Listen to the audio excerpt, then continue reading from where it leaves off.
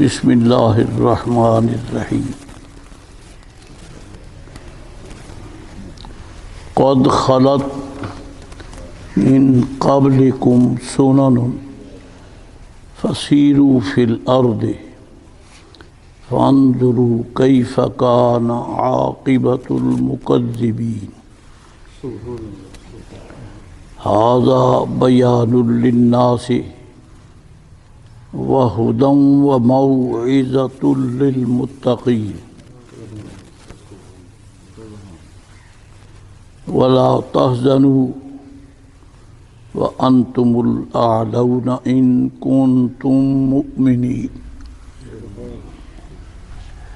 صدق اللہ مولانا العظیم وصدق رسولہ النبی الکریم الامین۔ تم سے پہلے کچھ طریقے برتاؤ میں آ چکے ہیں، تو زمین میں چل کر دیکھو کیسا انجام ہوا جھٹلانے والوں کا۔ یہ لوگوں کے لیے بیان ہے اور ہدایت اور پرہیزگاروں کے لیے نصیحت، اور سستی نہ کرو اور غم نہ کھاؤ، تم ہی غالب آؤ گے اگر تم ایمان والے ہو۔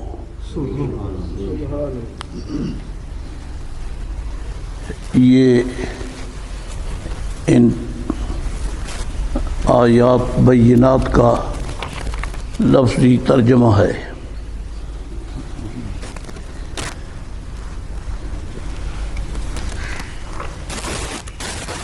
یہاں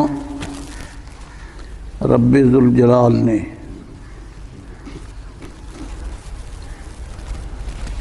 اہل ایمان کو اس حقیقت سے شناسائی بخشی ہے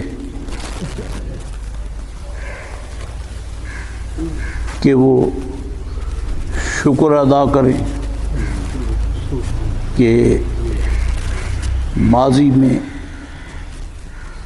یعنی گزشتہ رسول کرام انبیاء علیہم الصلاوات والتحیات، ان کے ادوار میں اہل ایمان اور کفار دونوں کا انجام کیسا رہا۔ رب کریم نے ایمان والوں کو عزت و عظمت بخشی دامان نبوت سے وابستگی کی برکت سے، جبکہ کفر کی بڑی بڑی طاقتوں کا تختہ الٹ کے رکھ دیا۔ یہ قرآن پاک میں سب کچھ موجود ہے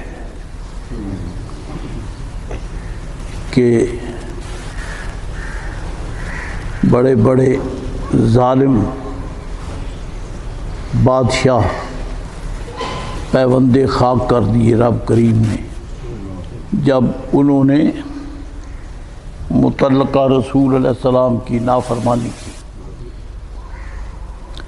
اور اہل ایمان کو غلبہ دیا، عزتیں بخشی اور ان کو تحفظ عطا فرمایا۔ مثالیں واضح ہیں۔ ابراہیم علیہ السلام کی مخالفت کرنے والے نمرود بدبخت کا کیا حشر ہوا اور اس کے ساتھیوں کا۔ حضرت موسیٰ علیہ السلام آپ کی قوم پر جو بدبخت فرعون نے ظلم ڈھائے، 70-80 ہزار بچہ بنی اسرائیل کا پیدا ہوتا ہوا ہی چھری کی نظر کر دیا۔ خدا ہی جانتا ہے کہ نبوت کے اور ساتھیوں کے حوصلے کتنے عظیم تھے۔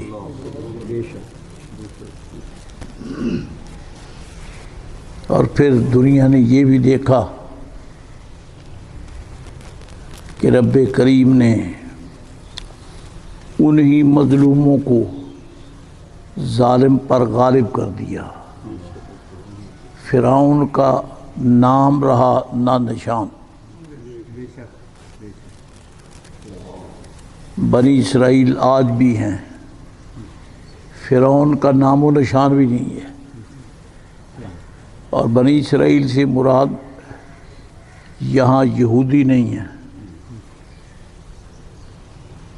یہ تو ان میں سے بعد میں بنی اسرائیل میں ایک منکر ہو گئے، ورنہ فرعون کی نسل نہیں چلی، اس کا نام و نشان مٹا دیا قدرت نے۔ اور انہی اچھوں میں جو برے ہو گئے تو پھر ان کا حشر بھی خراب ہے۔ یہ رب تعالیٰ نے ان کے سامنے ماضی کی مثال بیان کی ہے، چنانچہ فرمایا قد خلق من قبلکم سنن، اے کفار عرب تم سے پہلے طریقے برتاؤ میں آ چکے ہیں۔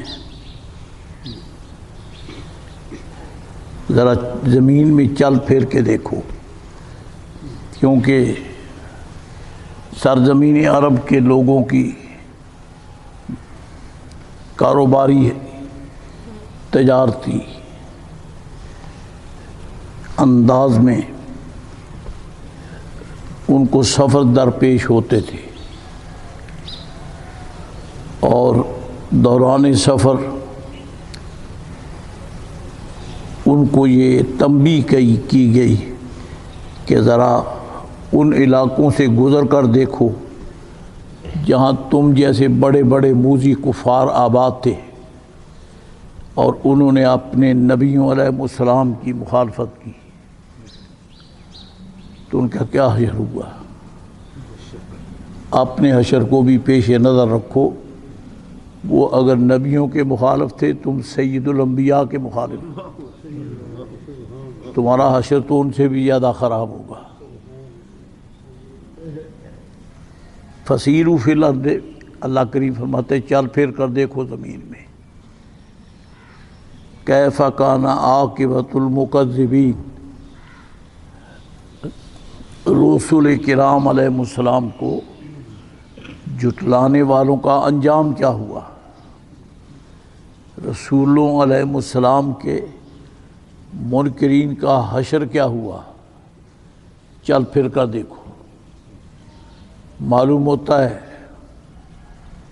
کہ عبرت حاصل کرنے کے لیے ان بستیوں کی طرف جانا جو کہ تباہ شدہ ہیں، یہ جائز ہے، تاکہ عبرت حاصل ہو اور انسان کے دل میں خوف خدا پیدا ہو۔ اسی سے دوسرا مسئلہ نکلتا ہے، کفر کا مقدر مٹنا ہے، بربادی ہے اور ذلت و رسوائی ہے، جبکہ ایمان اور ایمان والوں کا نصیبہ عزت و عظمت ہے، یہ خدائی فیصلہ ہے۔ وَلِلَّهِ الْعِزَّةُ وَلِرَسُولِهِ وللمؤمنین، اللہ تعالیٰ کا ارشاد ہے کہ عزت کا مالک اللہ تعالیٰ ہے، ولرسول ہی، اور اس نے عزت اپنے رسول کو عطا فرمائی ہے۔ یہ صیغہ تو مفرد ہے، ولرسول ہی، کیونکہ بیان حضور کی عظمت ہو رہی ہے، ورنہ اللہ تعالیٰ نے نبوت کے لیے عزت ہی رکھی ہے۔ ہر نبی اور ہر رسول معزز ہے، محترم ہے، اگرچہ ظالموں نے ظلم کیے، شک نہیں، لیکن مظلوم بے عزت اور ذلیل نہیں ہوتا، بے عزت اور ذلیل ظالم ہی ہوتا ہے۔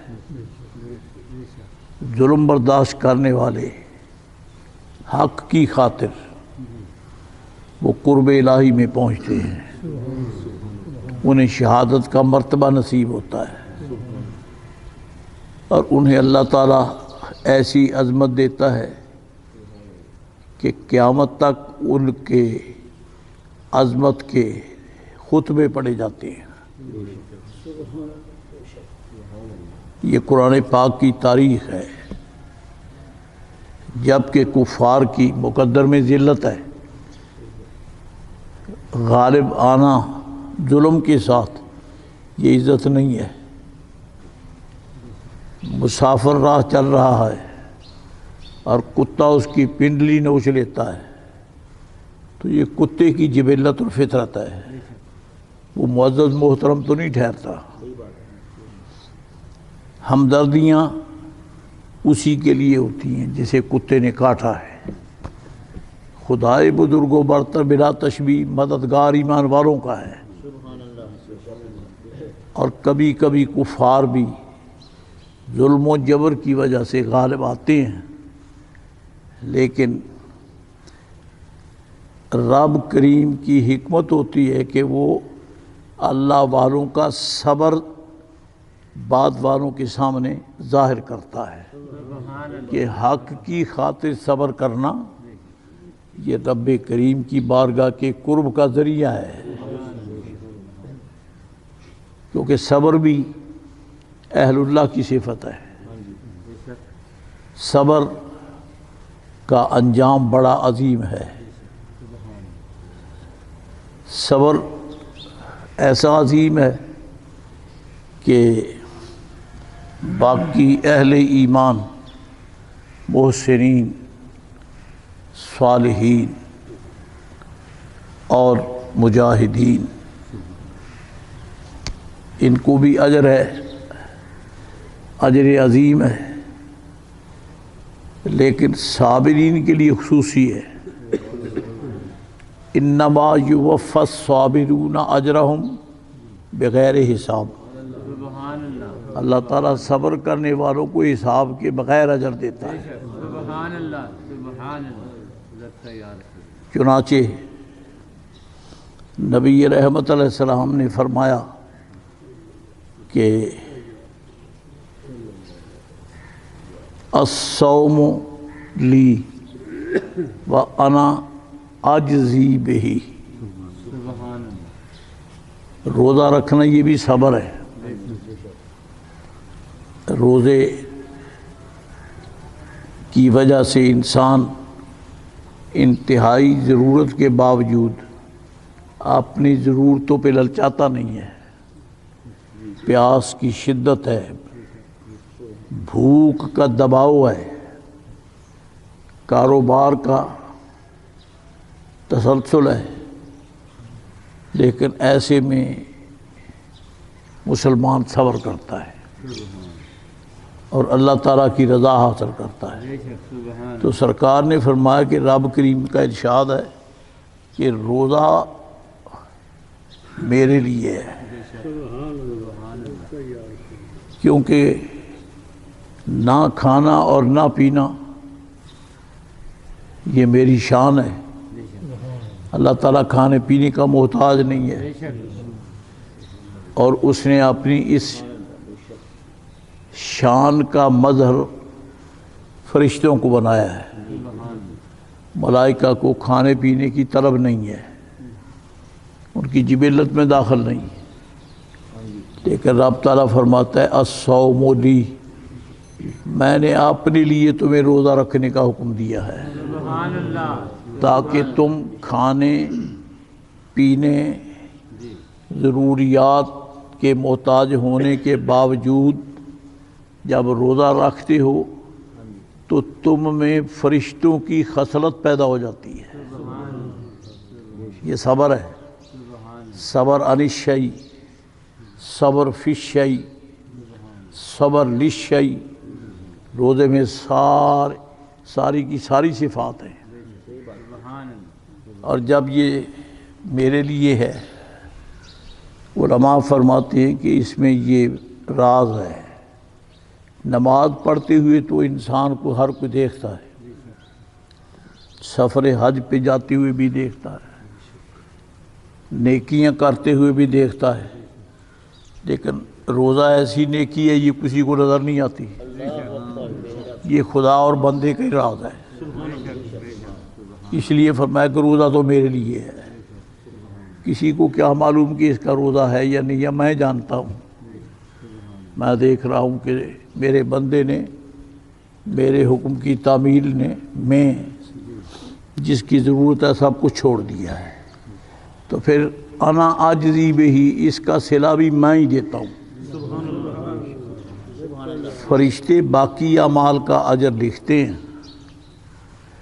لیکن جب روزہ رکھتے ہیں بندے تو حکم ہوتا ہے فرشتوں تمہارے قلم بھی چھوٹے ہیں، دفتر بھی چھوٹے ہیں، تم روزے کا اجر نہیں لکھ سکتے، ایک طرف ہو جاؤ، بندہ جانے یا میں جانوں، کیونکہ یہ صبر ہے، صبر ہے، اور صبر کا اجر فرمایا انا عاجزی بہی، اس کی جزا میں ہی دیتا ہوں۔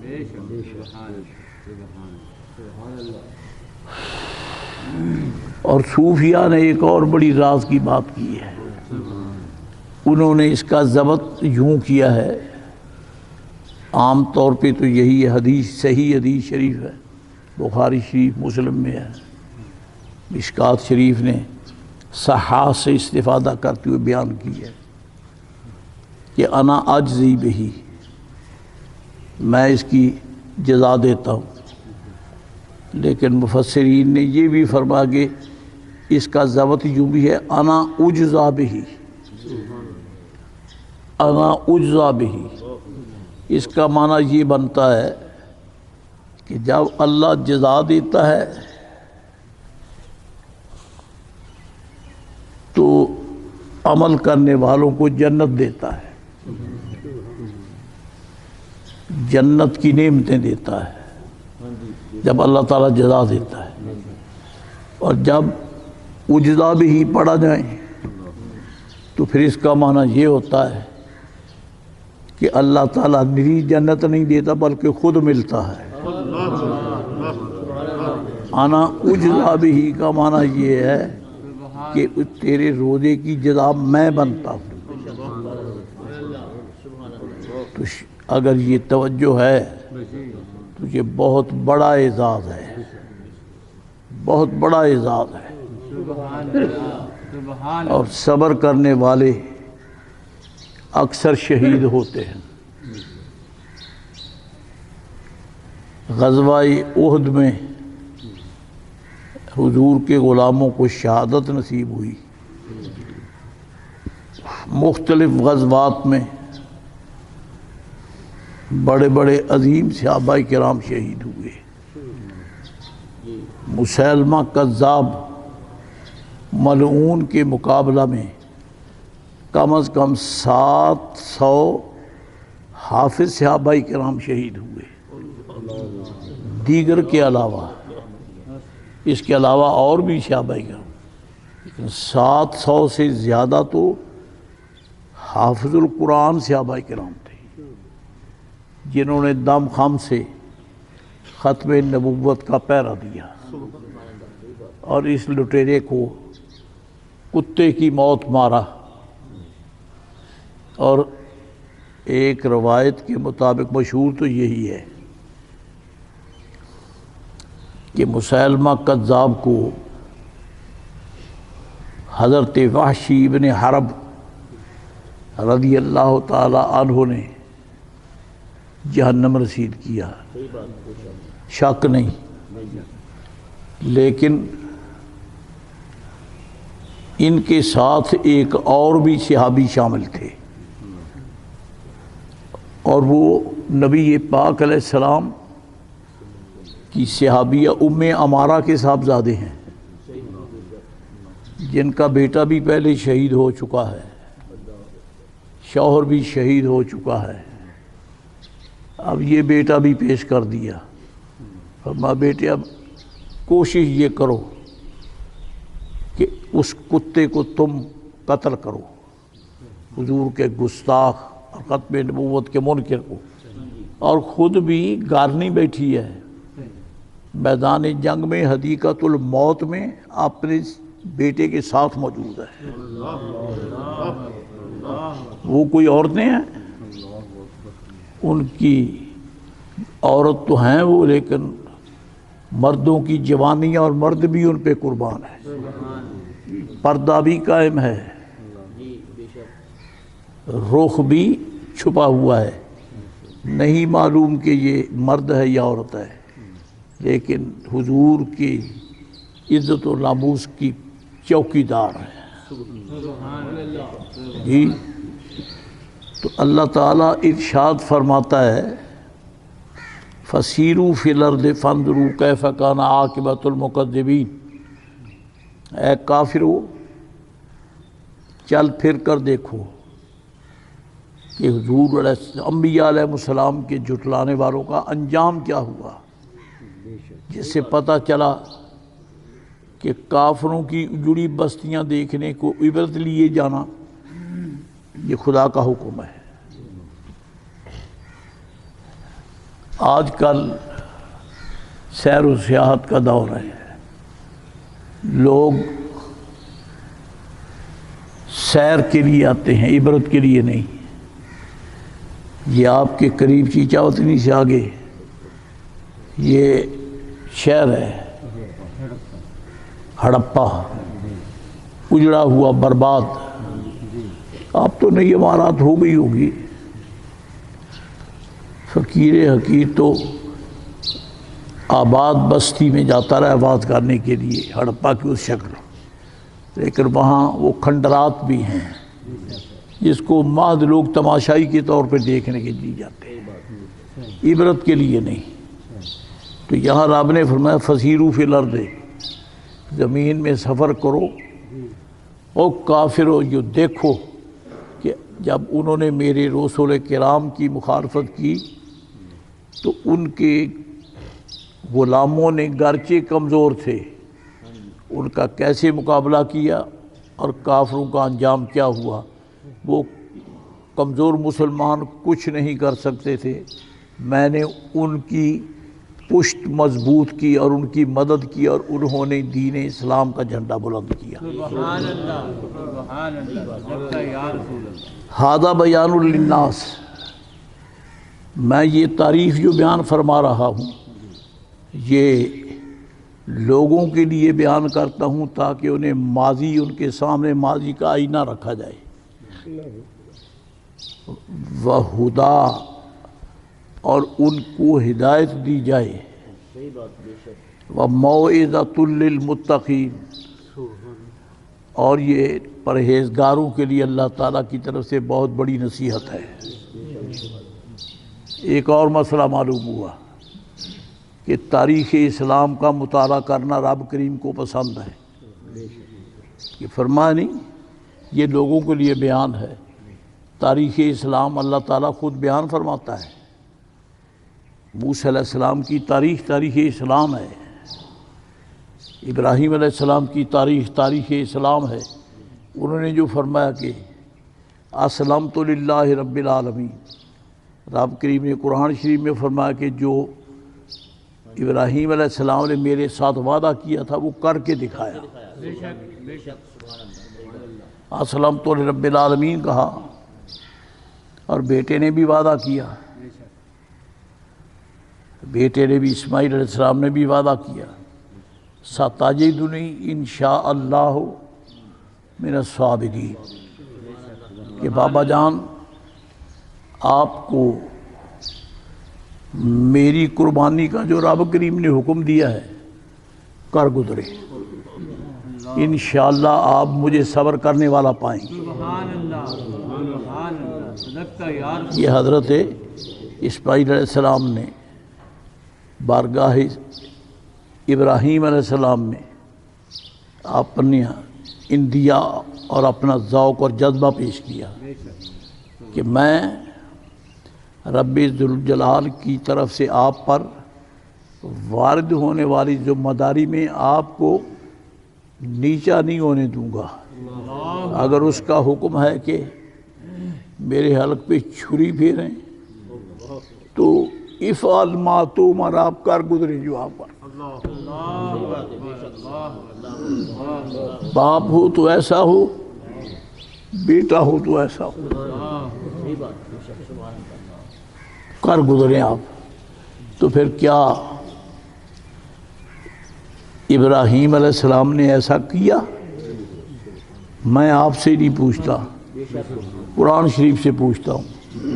اللہ فرماتا ہے وَاذْكُرْ فِي الْكِتَابِ ابراہیم اِنَّهُ كَانَ صِدِّيقًا نَبِيًّا۔ سبحان اللہ، سبحان اللہ، صدقت یا ابراہیم علیہ السلام کا ذکر قرآن شریف میں فرمائیں، وہ اپنی بات کا پکا سچا تھا، کیونکہ اس نے میرے ساتھ وعدہ کیا کہ اسلمت لرب العالمین، میں رب العالمین کے حضور جھوک گیا اور جھوک کے دکھا دیا۔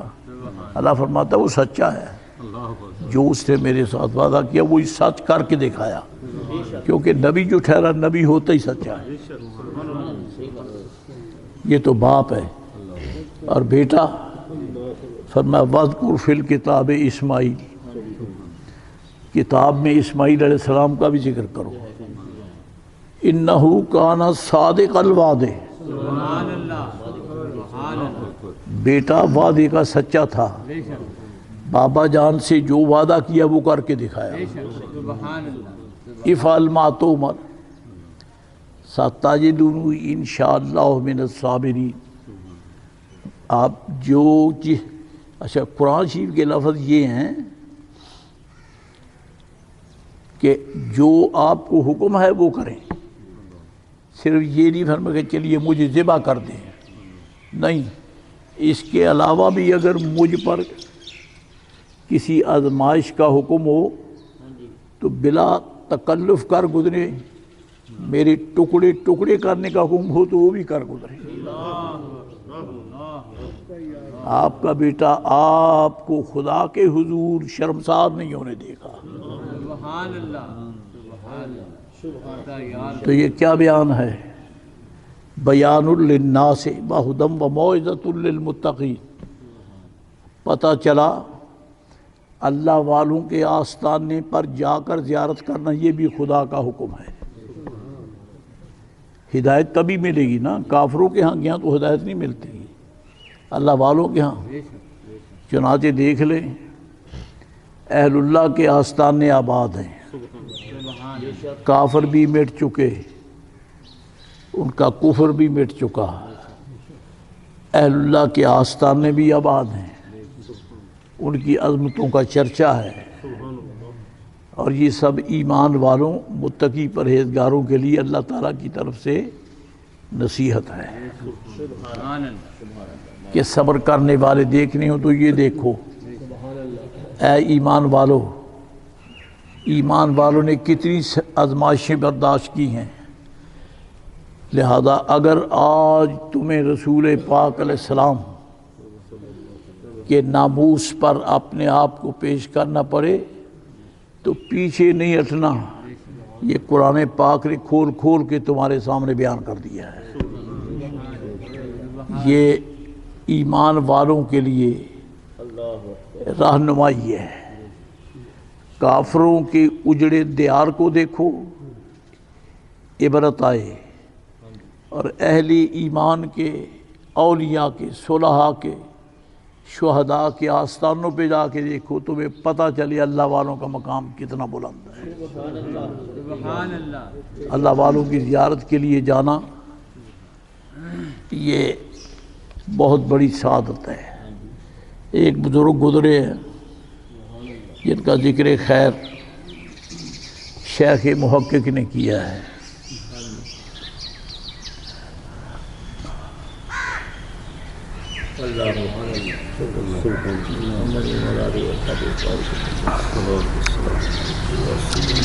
غالباً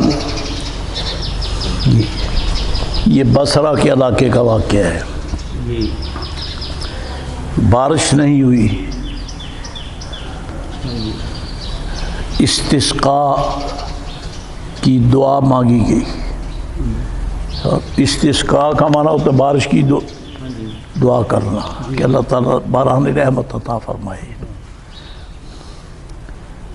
تو ایک بزرگ بھی وہاں حاضر ہیں، وہ بھی دعا کر رہے ہیں، اور اللہ والوں کو دیکھنا ہی اللہ کی بڑی نعمت ہے۔ بے شک سبحان اللہ۔ پھر ان کے معمولات کو دیکھنا تو اور سعادت ہے۔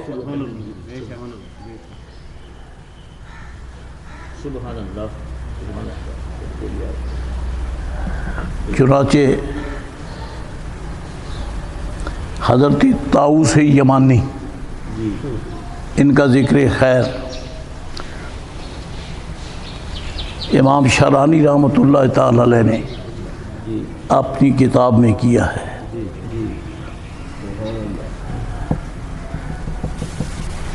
امام شرانی نے نہیں، السید مومن شبلنجی رحمۃ اللہ علیہ آپ نے کتاب لکھی ہے نور الابصار فی مناقب آل نبی المختار، آل رسول کی شان میں لکھی ہے۔ سبحان اللہ سبحان اللہ۔ اور الحمدللہ آج کل فقیر کے مطالعے میں ہے۔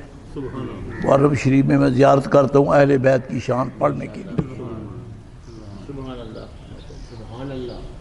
اس میں لکھا ہے، طاؤوس یمانی فرماتے ہیں کہ میں حرم کعبہ میں حاضر آیا تو میں نے دیکھا کہ شہزادہ رسول حضرت امام سید سجاد زین العابدین رضی اللہ تعالیٰ عنہ داخل ہوئے، اور آپ نے نماز ادا کی، نوافل پڑھے حتیم شریف میں۔ حتیم شریف بیت اللہ شریف کا وہ حصہ ہے جو بیت اللہ شریف سے باہر ہے، اور رکن عراقی اور رکن شامی اس کا ایک سرا یہاں سے شروع ہوتا ہے، اس تک جاتا ہے، لیکن کعبۃ اللہ کی دیوار سے ملا ہوا نہیں ہے، راستہ ہے گزرتا۔ اس کی تاریخ ہے۔ تو فرماتے ہیں کہ میں نے طاؤوس یمانی فرماتے میں نے سید بادشاہ کو، آل رسول کو دیکھا کہ آپ نے نفل پڑھے اور پھر سجدے میں گر گئے۔ میرے دل میں خیال آیا کہ حضور کے شہزادے ہیں، ذرا سنوں تو صحیح دعا کیا مانگتے ہیں،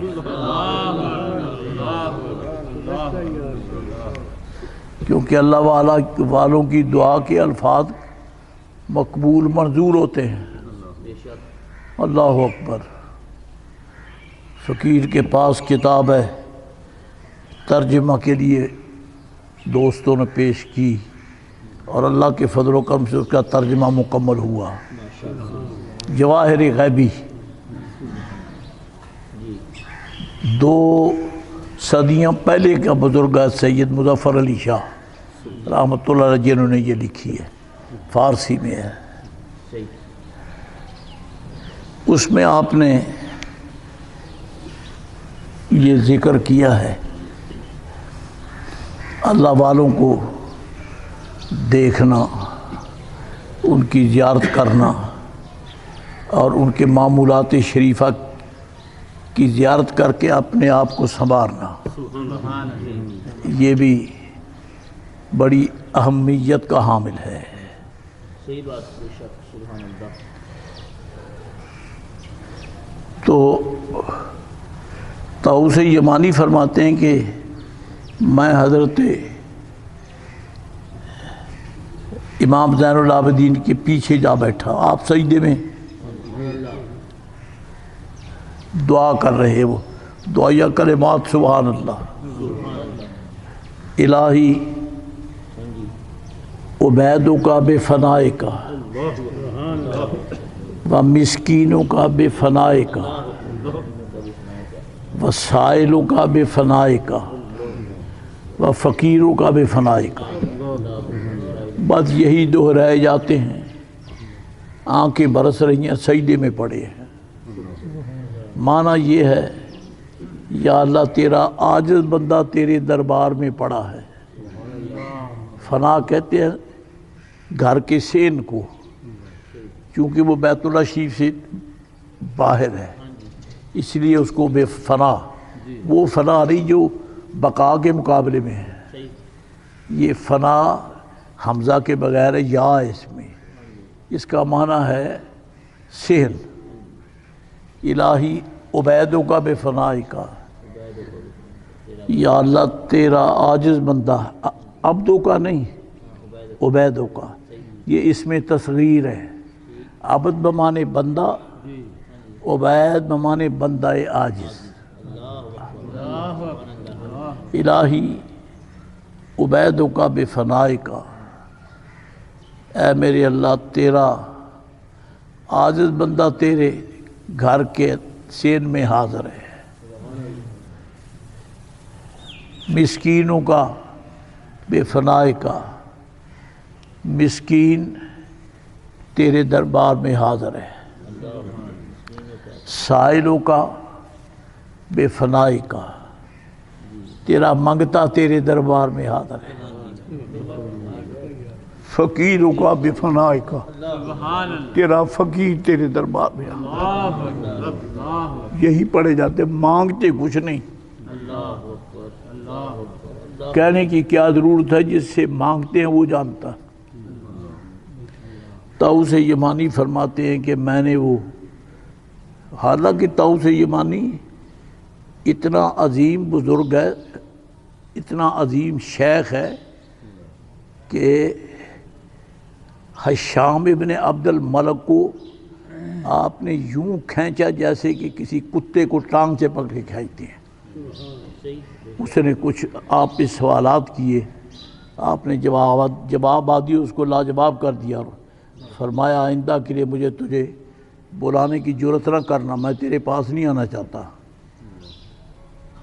وہ طاؤس منگتا بن کے سید سجاد کے سجدے کے پاس بیٹھا ہے۔ فرمایا میں نے وہ چاروں دعائیں یاد کر لی، ایک مرتبہ پھر سننے برکت ہے۔ سبحان اللہ، الہی عبیدوں کا بے فنائی کا، سبحان اللہ، و مسکینوں کا بے فنائی کا، و سائلوں کا بے فنائی کا، و فقیروں کا بے فنائی کا۔ فرماتے قسم اللہ کی میں نے وہ یاد کر لی ہیں، اب زندگی میں مجھے کوئی بھی مصیبت آئے تو میں یہی دعا کرتا ہوں، میری کبھی مصیبت باقی رہی نہیں۔ اللہ والوں کو تو اٹھتا بیٹھتا دیکھ رہی تھی انسان کی مشکلیں حل ہوتی، بے شک بے شک، سبحان اللہ۔ اور یہ تو دعائیہ کلمات ہیں، اور پھر سے آگے قدم بڑھائیں۔